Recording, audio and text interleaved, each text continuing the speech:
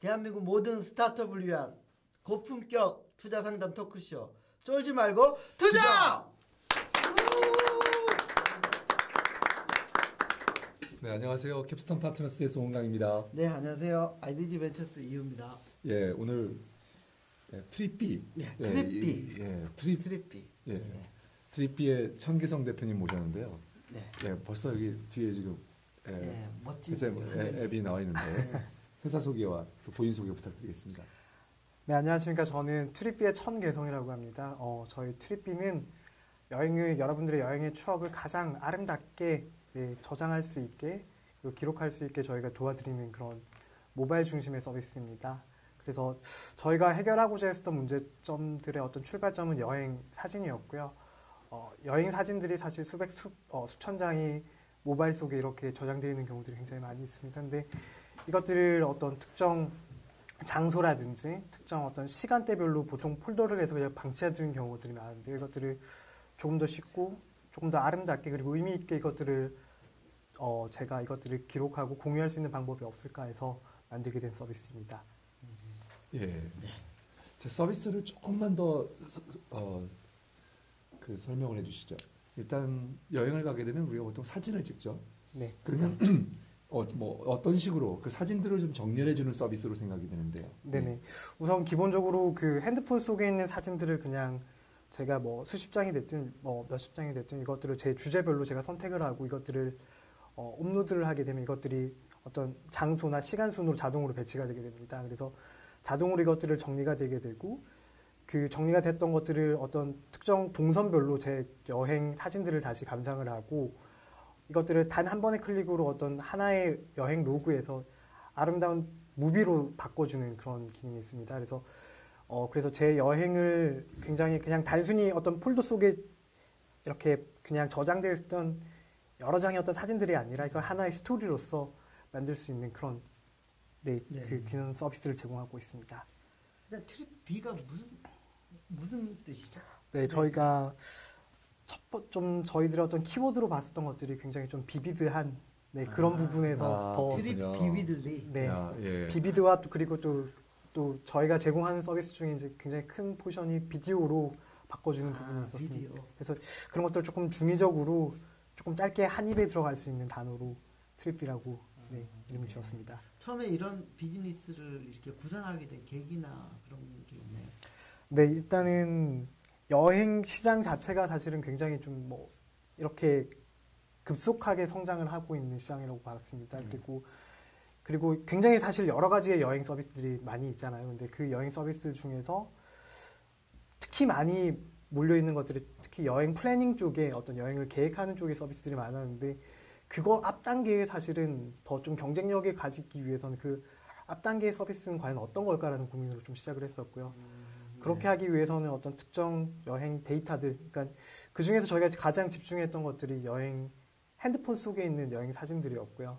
근데 그 사진들이 사실은 기존 디카 사진들과 좀 달랐던 점은 GPS라는 어떤 큰 메리트의 어떤 그 정보 유형이 있었고 거기에 어떤 스마트폰 앱을 통해서는 거기에 어떤 스토리나 감정 정보까지 담을 수 있는 장점들이 있었습니다. 그래서 어떻게 보면 그 포스트 플래닝으로 볼 수 있는, 그러니까 그렇게 그 이전 단계에서의 저희가 좀 더 장점을 가질 수 있는 부분이 저널링이 아닐까라는 부분을 봤었고요. 그래서 그런 점에서 본 서비스를 기획하게 됐습니다. 네, 좀 긴장을 좀 하신 것 같아요. 조금 긴장했습니다. 네. 자, 근데 서비스를 보니까 사장님 긴장을 좀 우리가 풀어드리기 위해서 서비스의 그 가장 큰 매력 그건 뭐예요?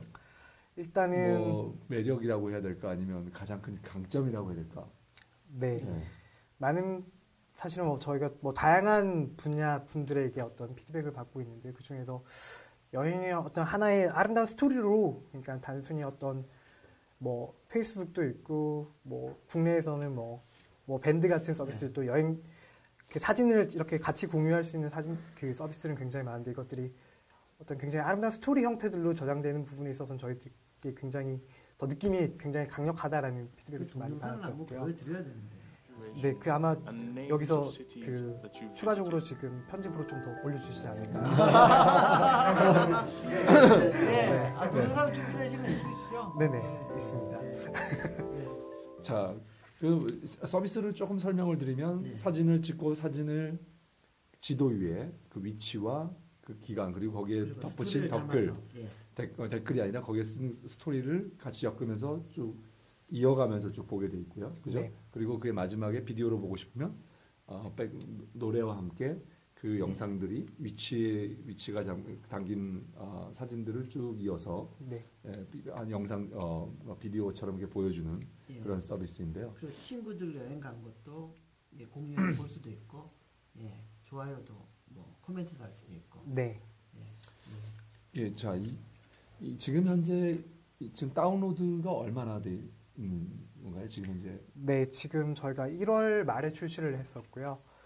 아직까지 저희가 그 다운로드 숫자로는 정확하게 아직 1만은 아직 달성을 못했습니다. 그래서 그 정도 숫자들로 지금 좀 진행이 되고 있었고 대신 저희가 안드로이드 서비스를 이제 곧 이제 런칭을 하게 되거든요. 그러니까 그 안드로이드 서비스와 함께 조금 더 그 어떤 다운로드 숫자나 유저 숫자에서는 조금 더 급격히 올라갈 수 있는 그런 좀 확률이 있지 않을까라고 보고 있습니다. 예. 그 처음에 그 아까 서두에서도 잠깐 말씀하셨는데요. 시장을 접근할 때 여행 시장은 크다. 예, 큰 것 같아요, 확실히. 그리고 그 시장 중에서도 제일 그래도 큰 시장이 플래닝 네. 시장이라고 말씀하셨잖아요. 네, 플래닝 시장은 아무래도 뭐 저기 항공권, 그다음에 숙박 뭐 이런 게 다 엮여 있으니까 네. 클 수밖에 없는 거죠. 근데 거기에서 벗어난 시장은 좀 너무 작지 않나요? 일단은 시장적인 네. 사이즈 측면에서. 일단은 저희 서비스를 그냥 단순히 이게 하나의 여행 유틸리티로서로만 보면 굉장히 사실은 작은 네. 그렇게 어떤 시장의 성장이 뭐 분명히 좀 어느 정도 한계점은 분명히 좀 보이는 그런 시장으로 보이는데요. 근데 저희는 거기에서 사실 멈추기보다는 저희 궁극적으로 바라보는 그림은 이것들이 하나의 어떤 여행 그 사진을 중심으로 한 여행 전체적인 큰 하나의 빅데이터를 만들고자 하는 것들을 저희들이 네. 좀 보는 시장이고요. 그런 데이터들을 중심으로 해서 저희가 어떤 여행지의 추천이라든지, 그러니까 예를 들어서 제 친구가 갔었던 여행지와 관련되어 있는 예를 들어 제 친구가 갔었던 여행지가 굉장히 매력적으로 생각해서 라이크를 했을 때 그 지역과 관련되어 있는 여행지를 추천해 준다든지, 그리고 그 지역 주변에 있는 쿠폰을 제공해 준다든지 이런 형태들로 가게 되면 단순히 어떤 유틸리티에 넘어서서 어떤 플랫폼화 될 수 있는 어떤 확률들이 분명히 있다라고 봤었고요. 그러니까 일단은 많은 정보들이 사진, 여행 관련된 로케이션 관련 정보들이 막 쌓이다 보면은 거기서 야 이런 거는 너가 저번에 여기 가고 싶지 않았니? 레코멘데이션이 들어가는 거고. 네, 그다음에 뭐 저기 거기서 부가해 가지고 점점 그 빅데이터를 활용한 서비스를 확장해 가겠다는 네 맞습니다. 그런 전략을 취하신다는 네네. 뜻이죠. 그래서 지금 현재까지는 저희가 약 한 3개월 정도 됐었는데 지금 약 60개국 한 570개 정도 도시 정보들이 현재는 쌓여 있게 됐고요. 네. 그 중에서 이제 특정 몇 개의 데이터들은 굉장히 좀 핫하게 좀 퍼져나가고 있어요. 그러니까 예를 들어서 국내 여행으로 치게 되면 어떤 한류와 관련된 어떤 여행 그과 관련된 포스팅이라든지 아니면 해외 뭐 예를 들어서 전통적으로 굉장히 사람들이 좋아하는 어떤 로마라든지 그런 어떤 특정 굉장히 아름다운 그런 포토들이나 아니면 매력 있는 여행 주제와 관련된 그 여행 스토리들은 굉장히 확산력이 있게 있고 있거든요. 그런데 거기에 이제 어떻게 보면 굉장히 심플하게 배너 광고를 띄울 수도 있겠지만 그 컨텍스트에 사실은 굉장히 그 맞을 수 있는 어떤 여행 상품이라든지 여행과 관련되는 상품들을 저희가 추천을 해주기 시작을 하게 된다면 그렇게 플랫폼적인 어떤 서비스로서 저희가 할 수 있다라고 생각을 하고 있고요. 네. 그런 것들을 좀 고려해두고 현재 서비스를 진행하고 있습니다. 네.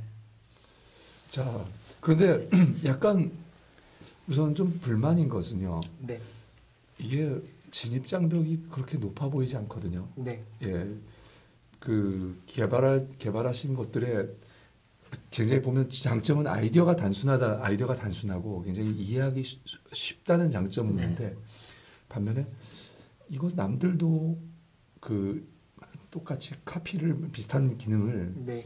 그 자기가 만든 앱의 한 부분으로 넣을 수 있겠다라는 생각이 들었습니다. 네. 그 데이터가 많이 차고 나서는 저희가 진입장 그것 자체가 그렇죠. 진입장벽이 네. 되겠지만 지금 현재로서는 그 비슷한 것들이 나올 가능성도 충분히 있는데 네. 어떻게 생각하십니까? 요즘 사실은 저희가 꼭 뭐 작은 스타트업지만 분명히 넘어야 되는 사실은 그런 이슈인 것 같고요.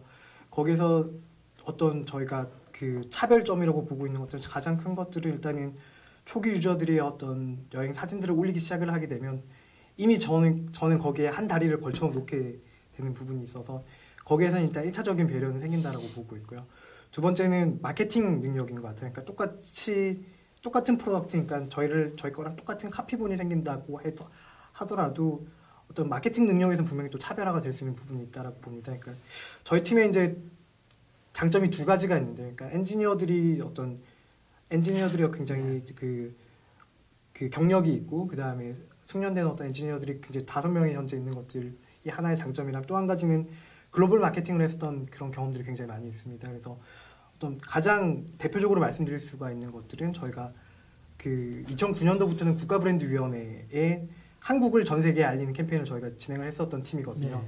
네. 그 당시에 저희가 광고 예산 없이 300만의 유저들을 77개국에서 모았던 그런 경험이 있습니다. 그래서 몇 년 동안요? 그때 캠페인 기간은 3개월 조금 넘었습니다. 네. 근데 3개월 지났잖아요. 그때는 300만인데 지금은 10,000밖에 안 되는. 그에 쌓였던 노하우가 네. 발휘가 안 되고 있는 거예요. 발휘가 조금 안 될 것 같고요. 근데 제일 큰 차이점은 이제 그때는 저희가 어떤 특정 플랫폼 그 당시에는 플리커라는 플랫폼 중심으로 이미 유저들이 굉장히 글로벌리 활동을 많이 하고 있는 곳에서 저희가 거기서 활동으로 해서 거기서 사람들을 끌어들이는 전략이었었고요. 지금은 사실은 어떤 플리커 하나라기보다는 일단은 기본적인 큰 테스트라고 봤습니다. 일단 플리커 중심으로 유저를 데리고 오는 것도 분명히 저희가 준비를 해야 되는 부분인 것 같고요. 저희가 이미 거기에 대한 노하우가 있기 때문에. 근데 뭐 그것들뿐만 아니라 또 다른 채널들을 중심으로 지금은 일종의 베타 서비스의 첫 번째 테스트이기 때문에 일단은 아직까지 저희들의 모든 역량을 보여드리진 못한 것 같습니다. 지금 회원수가 하여튼 적극적으로 마케팅 안 한 것도 있고 네. 아직 아이폰만 런칭한 것도 있고 그런데 하여튼 회원수가 지금 플랫하게 가고 있잖아요. 네네. 하여튼 어느 시점에 좀 마케팅을 강하게 해서 어떤 식으로 해서 회원수를 좀 많이 늘릴 그런 계획을 갖고 계신지. 네, 일단은 저희가 제일 열심히 지금 좀 어느 정도 이것들 곡선을 올리는 부분에 있어서는 안드로이드 런칭과 함께 저희가 굉장히 좀 적극적으로 마케팅을 진행해요. 곧 나오나요, 안드로이드는? 네. 지금 저희가 일단 가지고 있는 그 개발자 버전, 테스트 버전이 있고요. 네. 이제 런칭을 이제 저희가 버그만 잡는 대로 바로 런칭을 할 예정이고, 그때 저희가 같이 지금 글로벌리 같이 할 수 있는 저희 인턴십 글로벌 인턴도 친구들이 있습니다. 그러니까 지금 약 12개국에 지금 약 50명 정도의 친구들이 있는데 그 친구들과 함께 저희가 저희 서비스를 알리는 작업들이 진행될 것이고, 그리고 프로덕트 자체에서 조금 더 사람들을 끌어들일 수 있는, 그러니까 지금은 저희가 제 여행기 혼자 저만의 여행기를 정리를 할 수 있는 형태들로 지금은 서비스가 구성이 되어 있는데요. 이것들을 제가 함께 갔었던 여행 친구들을 같이 초대를 해서 이것들을 하나의 여행기와 혹은 하나의 여행 동영상을 함께 만드는, 그리고 굉장히 좀 자연스럽게 친구들을 이렇게 초대를 하고 더 유입을 시킬 수 있는 형태들로 프로덕트가 조금 더 개선될 예정입니다. 그래서 어떤 채널적인 거나 저희 프로덕트 자체에서의 좀 더 디벨롭되는 부분들, 그 포인트에서 조금 더 성장 곡선을 만들 수 있지 않을까 예상하고 있습니다. 이 서비스에서 페이스북 친구들의 올렸던 것들도 같이 볼 수 있는 건가요? 아니면 그냥 공개한 것들만 볼 수 있는 건가요? 내가 모든 사람에게 다 보여주겠다라고 하는 건가요? 아니면 친구들 것만 볼 수 있는 건가요? 본인이 선택을 할 수 있는 그런 옵션들이 있고요. 그냥 프라이빗하게 혼자서만 가지고 있는 거나 아니면 저희 서비스 혹은 페이스북의 쉐어까지 될 수 있는 것들을 본인들의 옵션에 의해서 설정을 하게 되어 있습니다. 지금 현재 10,000명 중에서 네. 대체 어느 사람들이 하루에 얼마 만에 사람들이 하루에 한 번 이상 그 방문해 이 앱을 켜가지고 보게 되나요? 고객층, 주 사용자. 일단은 저희 어떻게 보면 여행이라는 저희 서비스가 이제 사용되는 컨텍스트 자체가 어떤 특정 제가 평소 일상이 아니라 굉장히 새로운 어떤 장소에 간다거나 여행을 간다거나 이랬을 때 주로 쓰여지는 그런 형태 있고요. 그러니까 저는 일상이 여행이라. 저희가 제가 가장 좋아하는 유저 타겟입니다. 알겠습니다. 지금도 여행 오셨군요. 아, 예, 맨날 놀고 있어서. 네. 놀고 있어서. 부럽습니다. 너무 좋네요. 저는 일이라고 생각하고 있는데. 전 좋습니다.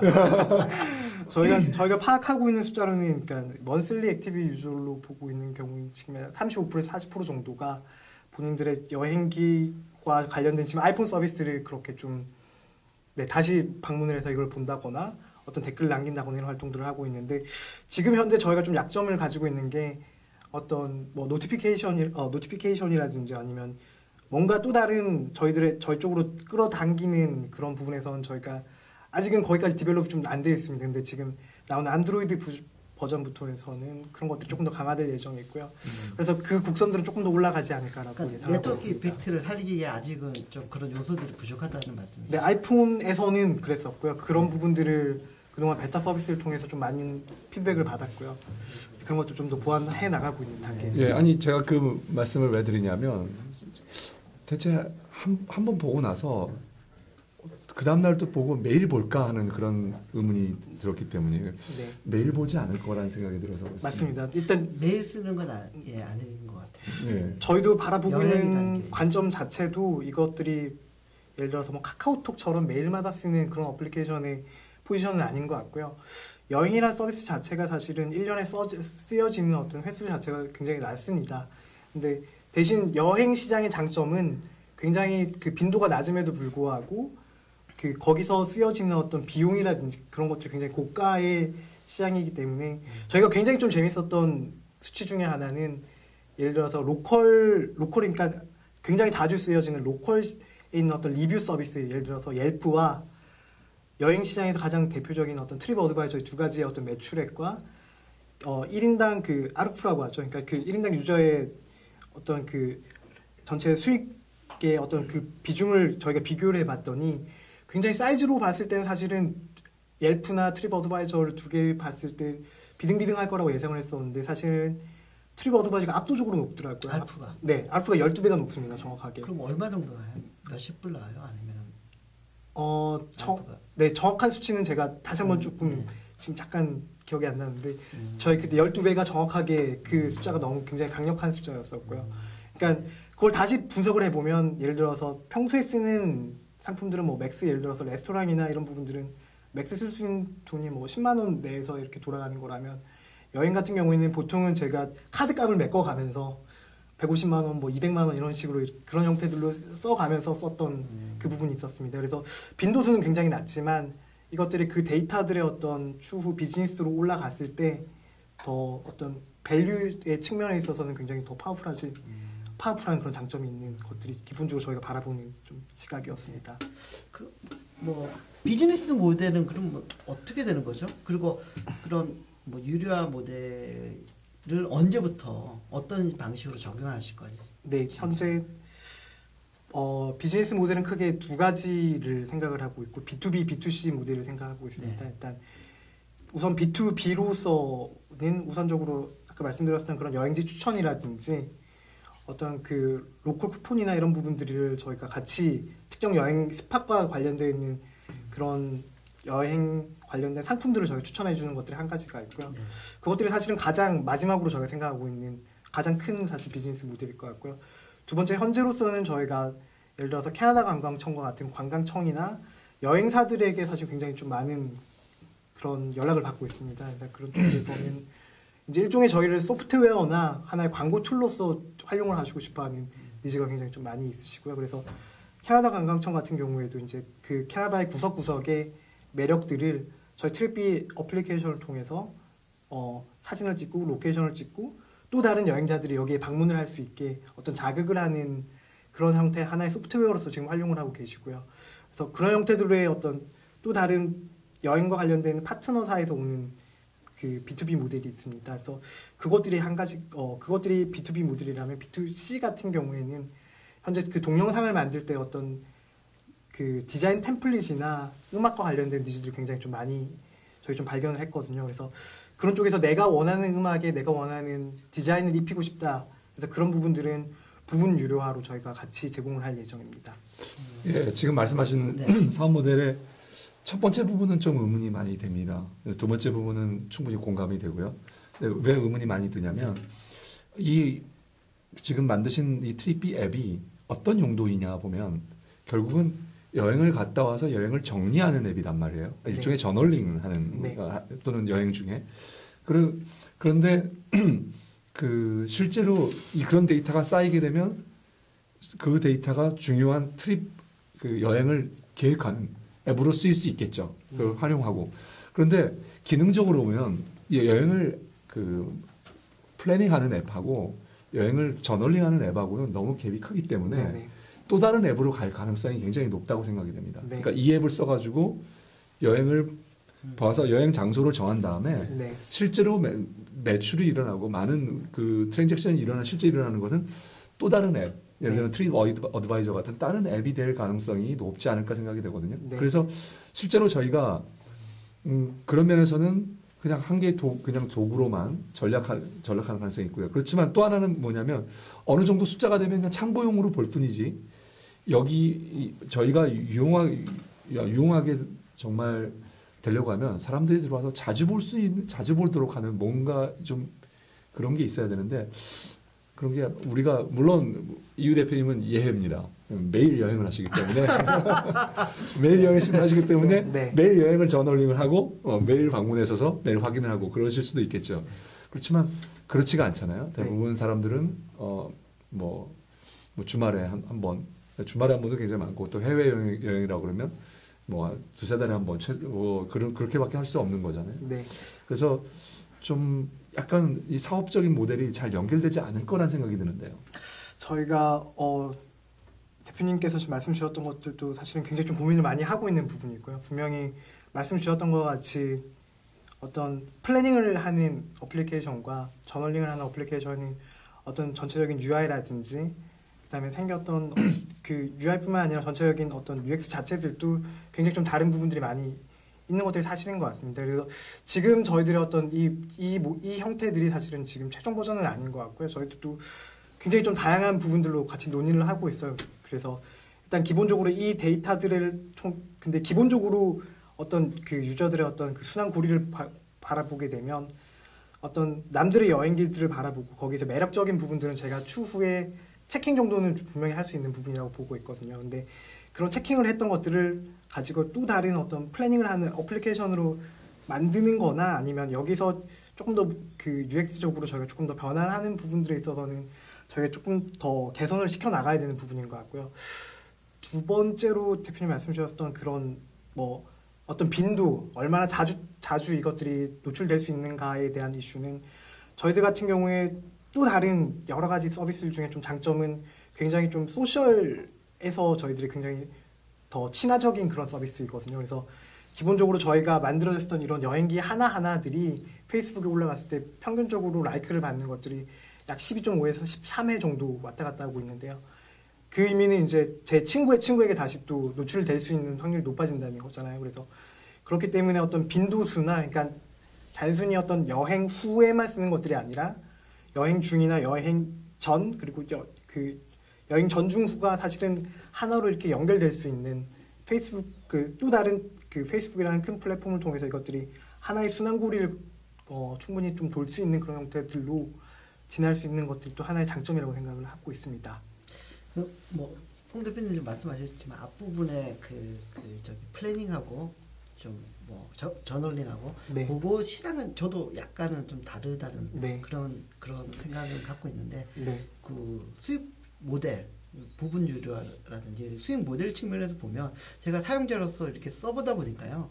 일단은 저기 그 여행 정보들이 로케이션 정보, 그다음에 그 사진 이런 정보들이 담겨 있는 거를 감성적으로 잘 풀어낸 것 같아요. 그래서 그냥 제가 그 여행 가서 많은 사진을 찍은 거를 밴드에 올려가지고 이렇게 가족끼리 공유한다든지 뭐 페북에 올려가지고 도배를 해두면 뭐 저기 싫어요가 없어가지고 안 누르겠지만 무시하는 뭐 그런 느낌을 받는 그거보다는 좀 뭔가 좀 색다른 느낌이 좀 드는 거를 제가 느끼고 있고요. 특히 애들이 많이 좋아하더라고요. 네. 그래서 그 저 같은 경우는 이거는 여행 갈 때는 가지고 가야 되는 앱이 아닌가 생각이 들면서 예. 네. 예. 그다음에 좀 동영상 바꿀 때 효과가 너무 단순하다. 좀 뭐 조금 유료화 모델을 내더라도 네. 좀 사가지고 쓸 생각은 있다. 이런 느낌이 들더라고요. 음악도 마찬가지고 템플릿을 좀 다양하게 해서 좀 나만의 좀 특화된. 네. 네. 예. 자, 우리 네. 좀 잠깐 쉬기 전에요. 그 사실 이 여행 관련해서 최근에 국내 많은 업체들이 지금 준비를 하고 있잖아요. 네, 그렇습니다. 조금 지금 우리 시청자들을 위해서 조금 뭐 언급을 한번 해주시죠. 어떤 회사들을 좀 그 다른 회사들을 어떤 회사들을 좀 경쟁으로 생각하고 계시고 또는 협력 업체로 생각하고 계시는지. 관광벤처 해가지고 네. 창조경제와 맞물려들어서 요즘 뭐 정부에서도 관심 많이 갖고 그런 것 같아요. 이쪽 분야가. 한번. 사실 뭐 네. 어떤 특정 경쟁이라고 하기에는 사실은 뭐 어떤 스타트업들 사이에서의 사실 경쟁은 사실 전 그렇게까지의 의미가 있을까라는 생각이 지금 좀 들고요. 네. 어떤 협력 관계에서는 사실 굉장히 저희는 좀 열려 있는 그런 부분입니다. 그래서 기존에 이미 좀 규모가 있는 여행사들 같은 경우에도 어떤 본인들의 유니크한 여행 상품들을 저희 거에 올려서 이것들을 굉장히 아름답게 이것들을 푸시를 해보고 싶다라는 부분들이 있는데 그렇게 된다면 사실은 뭐 굉장히 유니크한 여행을 만들어 가고 있는 뭐 여러 가지 팀들이 있잖아요. 예를 들어서 뭐 마이리얼 트립이라든지 뭐 사실은 뭐 종종 뵙기도 하는데 그런 팀들 그런 사실은 굉장히 큰 독특한 경험들을 만들어 가고 있는 팀들은 저희들은 다 환영이고요. 마찬가지로 국내 카페들도 마찬가지로 저희들이 굉장히 적극적으로 지원해 드릴 수 있는 저희들은 그냥 하나의 그릇이니까요. 그래서 그런 그릇으로 저희가 제공해 드리는 그런 제휴 관계를 만들어 갈 수 있을 것 같아요. 예, 질문 드렸더니 마이리얼 트립만 말씀하시고 딴 데는 얘기 나진 남자는 않으셨어요. 경쟁자가 아니다. 아, 이렇게 예. 하시는 거죠. 아닙니다. 뭐 저희 스튜디 플래너도 친하고요. 스트릿 플래너. 네. 알겠습니다. 알겠습니다. 예, 뭐 잠깐 쉬었다 가겠습니다. 예. 네, 다시 돌아왔습니다. 요즘 깔때기 될 게 별로 없어가지고요. 그러니까요. 예, 네. 잘할 게 별로 없네요. 예. 네. 좀 아쉽네요. 네. 예, 근데 오늘 특별히 좀 많이 오셨는데 네. 굉장히 다양한 곳에서 다양한 분들이 많이 와주셔서 정말 감사드립니다. 특히 오늘 네. 고벤처 포럼이 있는 날인데도 다음 주 아닌가요? 다음 주였나요, 고벤처? 아, 죄송합니다. 잠깐. 아, 그렇군요. 다음 주입니다. 아, 네. 그럼 없는 날인데 이거밖에 안 오셨군요. 그래도 열 몇 분이 오셔가지고요. 고맙습니다. 네. 아, 네, 진심으로 감사드립니다. 예. 뭐 자, 질문을 한번 받아 보도록 볼까요? 하겠습니다. 이게 네. 굉장히 격한 질문들이 많이 있을 것 같은데. 예, 그러게요. 예. 질문 주신 분. 예, 우리 첫 번째 질문. 예. 그 지금 동종 여행업계에서 여행업계 지금 앱을 나오셨어요. 준비하고 계시죠? 예, 예. 박 사장님. 예, 네. 저기 맨 처음에 그 트리피 갔을 때 굉장히 아름답고 미려해가지고 훌륭하다고 생각을 하고요. 저희도 예전에 비슷한 생각을 했었는데 수익 모델 때문에 고민을 많이 하다가 중간에 저희도 하나를 좀 폴딩을 했는데요. 과연 어떻게 수익 모델이 그 여행사 쪽에서 날 수가 있는지 예. 많이 궁금합니다. B2B 관련된 수익 모델을 질문하신 것 같아요. 어떻게 보면 사실 제일 큰 이슈가 어떤 그 여행사들이 가지고 있는 상품과 저희들이 가지고 있는 이 컨텐츠가 어느 정도 매치를 할 수 있느냐 사실 그 부분에 대한 이슈라고 좀 생각이 되는데요. 일단 기본적으로 저희가 좀 더 여행 시장 자체들도 기존의 어떤 대형 큰 에이전시에서 이렇게 그냥 푸시를 하는 여행 상품을 쫓아가는 사람들도 여전히 많지는 않지만 굉장히 자유시장 쪽으로 많이 움직이고 있다고 보고 있습니다. 그래서 그분들이 기본적으로 자유여행자들의 어떤 기본적인 어떤 특징들은 본인들이 굉장히 어떤 감성적으로 어떤 자극을 받았던 것들을 쫓아가는 형태들. 그래서 그런 친구들에게는 저희들이 어떤 획일화된 이렇게 큰 덩어리의 어떤 그 동선을 제공을 해주는 여행사들과에 대비해서는 저희가 조금 더 매력이 컨텐츠적으로 좀 더 매력을 줄 수 있다라고 생각을 하고 있고요. 그리고 그 내용들과 어떤 여행사들 하나에만 저희가 기대는 것보다는 그와 관련된 여행 시장과 관련되어 있는 사실은 굉장히 여러 가지 플레이어들이 있잖아요. 예를 들어서 로컬 시장의 플레이어들이 있고 그다음에 여행 에이전시 중에서도 보면 개인 여행, 그러니까 요즘은 개개인이 또 가이드가 되어서 이렇게 또 하는 여행 상품도 굉장히 많이 있습니다. 그래서 그런 분들과 같이 협업을 한다면 수익적으로도 조금 더 기존 시장과는 조금 다르게 저희가 만들어갈 수 있지 않을까라고 생각을 하고 있습니다. 아까 그 개개인의 여행 플랜, 여행을 가이드하는 거는 마이리얼 마이리얼 트리, 트리. 예, 이제 그걸 염두에 두시고 말씀하시는 것 같은 그런 생각이 드네요. 예, 쪽지에도 알겠습니다. 나왔었죠. 예, 알겠습니다. 예, 이제 우리 그 다음 질문. 예, 우리 안 팀장님. 예. 네, 전 개인적으로는 여행 정보는 굉장히 돈이 되는 정보라고 생각을 하고 개인적으로 뭐 써보는 블로그 이런 거에서 가장 많은 유입량을 기록하는 거는 보통 여행 관련 블로그 그 포스팅이거든요. 네. 그러면 현재 트리피에서 생각하시는 거는 사용자를 많이 모아서 트래픽을 많이 확보하는 게 핵심 에셋이라고 생각하시는 건지 아니면 관련 DB를 많이 쌓아서 외부에서 유입을 하든 아니면 어떻게든 또 내부에서 소화를 하든 그런 컨텐츠를 쌓는 거를 핵심으로 생각하시는지가 첫 번째로 궁금하고요. 두 번째는 이제 제 질문은 아니지만 네, 이게 컨텐츠가 또 쌓이다 보면은 광고 또는 이제 또 광고처럼 올라온다든지 네. 광고가 아닌 것처럼 올라오는 광고들이 문제가 되기 시작하고 컨텐츠가 많아지면 근데 또 이게 너무 친구들끼리 컨텐츠를 보기 시작하면 컨텐츠량이 굉장히 적기 때문에 네, 맞습니다. 내가 필요로 하는 정보가 없는 경우가 있고 네네. 사실 저는 개인적으로는 이런 얘기 되게 우리 좀 인버스가 망했다고 생각을 하는데 거기 이제 광고가 너무 범람을 해서 볼 수 있는 정보가 없잖아요. 그렇다고 해서 페이스북에서 내가 원하는 맛집을 찾기엔 또 어려운 면이 있고요. 그렇죠. 그 중간에서 어떻게 중용을 찾아가실 건지 이렇게 두 가지 질문. 알겠습니다. 예, 자, 우선 첫 번째로는 그 유저 수와 어떤 DB 두 가지 이슈를 먼저 말씀해 주셨었는데 사실은 두 가지가 저희가 지금 어플리케이션에서만 노는 것들이 아니라 웹 서비스랑 같이 이것들이 그 연동이 되어 있습니다. 그리고 트립비의 가장 큰 서비스의 어떤 차이점이라고 하면 저희들은 모든 컨텐츠들마다 위치 정보들로 다시 이것들을 쪼갤 수가 있거든요. 그러니까 예를 들어서 기존의 블로그들 같은 경우에는 포스팅 한 덩어리였잖아요. 그래서 이 한 덩어리에 뭐 수십 장의 사진들이 있더라도 이것들을 다시 재배치한다거나 이것들이 어디서 찍힌 어떤 부분인지에 대해서는 다시 이것들을 쪼갤 수 있는 방법이 없었습니다. 근데 저희 트립비 같은 경우에는 일단은 모든 사진의 그 로케이션 정보들이 있고 이것들을 굉장히 플렉서블하게 그래서 예를 들어서 서울에서 가장 인기 있는 핫플레이스 5를 뽑을 수가 있고요, 바로. 그리고 그 중에서도 제 친구가 가장 좋아했었던 핫플레이스 5를 다시 뽑을 수가 있어요. 그러니까 그런 형태들로 굉장히 좀 더 플렉서블한 그런 부분들이 있기 때문에 어떤 DB나 혹은 유저 확보하는 데 있어서 또 다른 유저들이 들어오는 데 있어서도 뭐 SEO나 이런 쪽에 있어서도 특정 지역과 관련되는 검색어를 검색했을 때 저희들이 같이 노출되는 그런 효과들이 있습니다. 그리고 두 번째가 질문이 친구들과의 구분 같은 경우에도 아까 말씀드렸던 것처럼 단순히 기존 블로그 시스템 같은 경우에서는 특정 키워드나 태그 아니면 이것들을 걸러낼 수 있는 방법들이 없었거든요.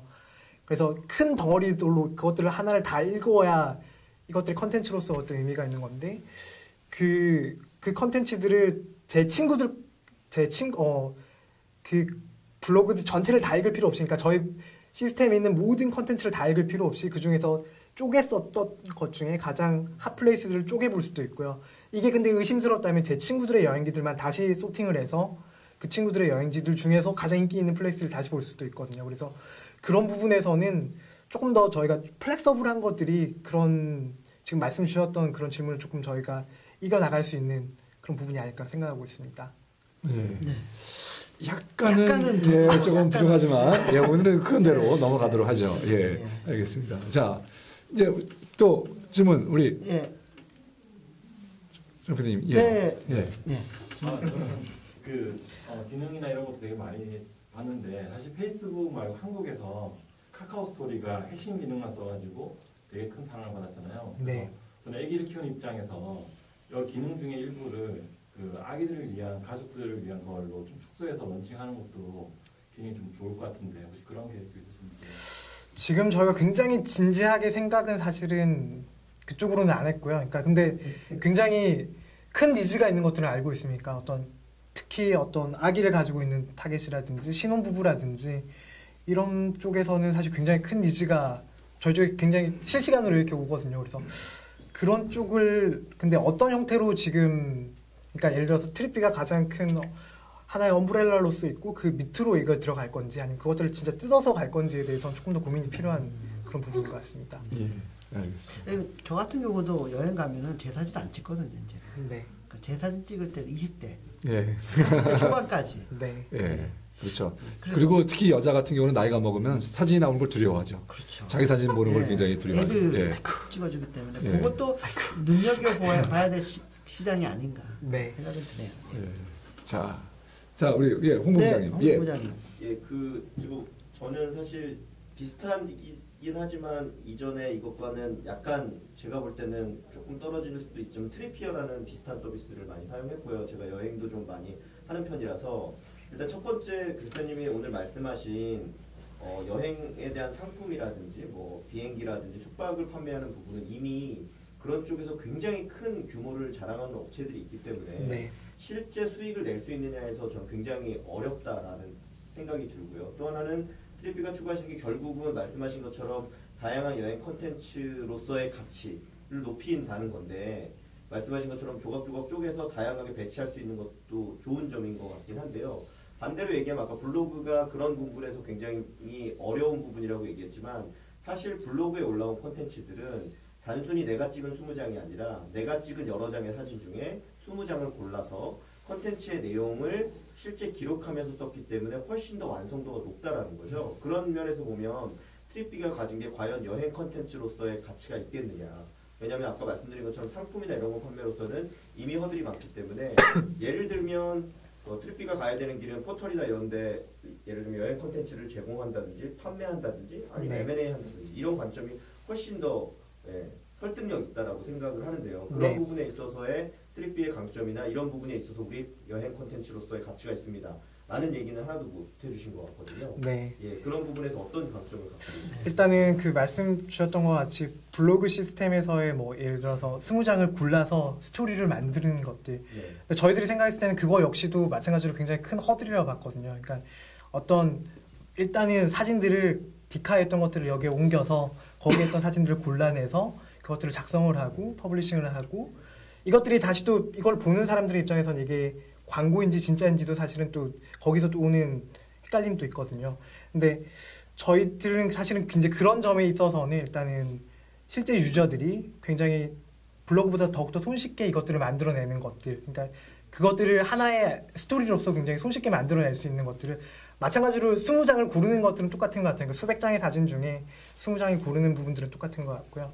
그리고 최종적으로 어떤 그 컨텐츠의 어떤 가치, 지향점 이런 점들을 바라봤을 때는 특히 여행의 정보에 있어서는요. 그러니까 그 부분에 있어서는 저희가 굉장히 좀 많이 열심히 스터디를 하려고 하는 업체가 사실은 트립 어드바이저라는 굉장히 전통적으로 큰 업체입니다. 근데 트립 어드바이저 같은 경우에는 사실은 웹 기반의 텍스트 리뷰가 가장 큰 장점이었거든요. 그래서 그 정보들이 글로벌리 쌓였기 때문에 기업 가치가 생긴 거고 수많은 연결고리들을 만들어낼 수 있었던 거잖아요. 근데 저희가 또 하나의 이제 기회가 있다라고 생각하는 것들은 텍스트나 이런 웹 기반에 있던 것들을 보면 굉장히 좀 피곤하거든요. 마찬가지로 저희가 자주 종종 얘기하는 것들이 신문을 보는 느낌과 잡지에 있는 이미지를 볼 때의 느낌이 굉장히 다르잖아요. 근데 트립 어드바이저에 있는 것들을 봤을 때는 사실 그런 어떤 논설이나 이런 것들을 읽을 때와 같은 굉장히 좀 피곤함이 있거든요.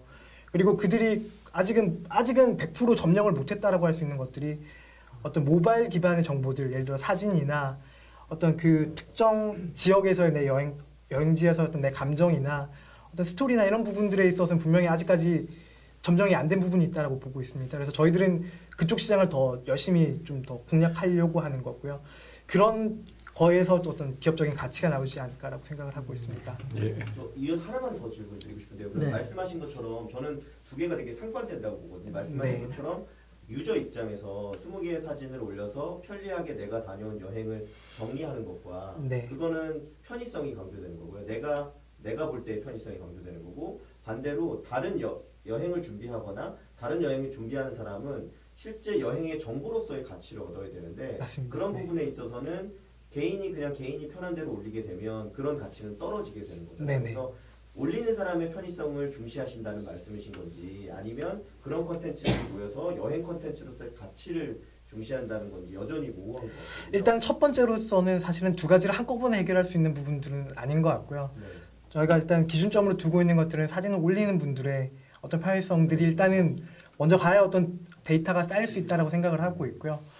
그 중에서도 분명히 그냥 어떤 마구잡이 컨텐츠들만 올라오는 게 아니라 굉장히 밸류가 있는 사진들이나 인기를 끌고 있는 사진들이 있더라고요. 그래서 그런 쪽에서는 분명히 또 다른 가치들을 만들어낼 수 있다고 생각을 하고 있기 때문에 일단은 올리는 사람들의 더 편의를 조금 더 지향하고 있는 것들이 저희들의 방향성입니다. 네, 알겠습니다. 알겠습니다. 자, 몇 가지 그냥 간단하게 질문드릴게요. 우선 자본금이 얼마고 언제 설립하셨나요? 네, 자본금은 저희 1,000만 원으로 예. 저희 3월 1일 날 설립했었습니다. 아, 올해 3월 1일에. 네. 아, 예, 아주 뭐 따끈따끈한 회사네요. 법인 설립은 올해 네, 3월. 저희가 네. 서비스 준비는 작년부터 진행을 했었고요. 예. 그때는 이제 팀으로서 준비를 했었고 법인 설립은 지금 몇 분이세요? 지금 총 8명 멤버입니다. 월 비용은 얼마나 나왔어요? 네, 지금 뭐 한 달에 약 한 1,600만 원 정도. 예, 좀 많이 쓰시네요. 예, 곧 있으면 자본금이 없어질 것 같은데. 예. 저희가 네, 뭐 없으면 없는 대로 또 다양한 형태들로 네. 예. 없으면 굽는 거죠? 뭐 다양한 형태라고 말씀하시지만 간단하게 그냥 굽는 거 아닌가요? 네, 뭐 그래서 약간의 현금들을 만들어낼 수 있는 그런 일들도 좀 했었고요. 예. 뭐 네, 그런 형태들로 계속 회사를 운영하고 있었습니다. 예, 알겠습니다. 매출은 이미 아까 말씀한 대로 캐나다 관광청에 일부 매출이 이제 네, 했고요. 예. 그다음에 이제 B2C로서는 약간 그런 템플릿이나 이런 거에서 예. 조금 더 이제 발생할 예정이고요. 예, 알겠습니다. 자, 우리 이 대표님 네. 어떻게 보셨습니까? 예. 뭐 열띤 토론 같은 분위기의 어떤 Q&A 시간을 가졌는데 좀 핫한 분야인 것 같아요. 근데 그 기존에 하여튼 여행 시장 자체가 그 필수적으로 그 여행에서 필수적으로 포함되는 항목이라고 한다면 아무래도 플래닝 관련된 뭐 숙박이든 뭐 항공이든 이런 시장이잖아요. 그게 워낙 크게 형성이 된 것 같아요. 뭐 약으로 친다면 진통제, 뭐 해열제 시장이죠. 근데 사람이 뭐 진통제 해열제만 먹고 뭐 저기 살 수 있는 것도 아니고 가끔 비타민도 먹어줘야 되거든요. 예. 그러니까 트립비가 또 트립비비들이잖아요. 예. 뭐 여행을 좀 더 풍성하게 하면서 비타민 같은 요소가 되지 않을까 싶습니다. 저는. 예. 네. 그래서 자, 예. 근데 투자를 근데 얼마 유치를 하시는 거예요? 네, 물론 유치를 하고 싶고요. 네. 지금 금액으로는 한 5억 정도를 목표로 지금 준비를 하고 있습니다. 예. 네. 제가 저기 그 뭐 테스트 겸 해가지고 써봤거든요. 써봤는데 재밌어요. 제가 예. 느끼기에. 그리고 한 번 올리고 말 것 같았는데 4번을 올렸거든요. 예. 그래서 저는 개인적으로 쓰게 되고 제가 좋아하는 그런 앱인 것 같아요. 그래서 감사합니다. 5억이 필요하시다면 저는 절반 2.5억을 투자할 생각입니다. 예, 그렇군요. 예, 예, 저는 여전히 아까 우리 그 질문에 나왔던 것들의 방향성에 대해서는 약간 여전히 모호하다라는 생각이 들고요. 그 모호성을 빨리 해결해 줬으면 좋겠다는 생각이 드네요. 그건 아마 본인의 철학도 또 중요하고 또 사용자들의 반응도 중요할 것 같습니다. 사용자들의 반응을 봐가면서 대체 어디다 포커싱을 해야 될 거냐, 그리고 어디가 가장 이제 이 사용자들의 그 어떤 편의성이나 그 다음에 우리 정보성을 방해하지 않고 갈 수 있는 그 포인트가 어딘지를 빨리 잡으셔서 가는 게 좋아야 되는데요. 지금은 제가 받기에는 약간은 너무 UI에 집중한 것이 아닌가라는 생각이 들었습니다. 그러니까 UI보다도 훨씬 비즈니스 모델 그리고 그 안에 있는 철학에 좀 더 신경을 써야 되지 않았을까라고 네. 하는 그런 좀 아쉬움이 좀 많이 남았고요. 예, 그런 의미에서 저는 1억에서 1억 정도 투자 검토를 하도록 하겠습니다. 예, 네. 오늘 출연해 주셔서 감사드립니다. 네, 예, 고맙습니다. 감사합니다. 예.